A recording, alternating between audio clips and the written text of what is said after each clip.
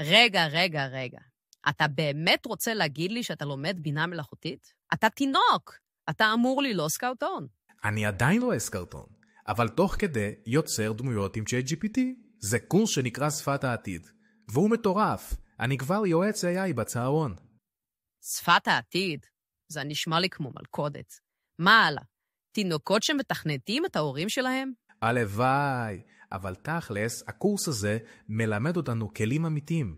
תמונות, שירים, סרטונים, כל ילד הופך לקוסם דיגיטלי. אבל זה מסוכן, לא?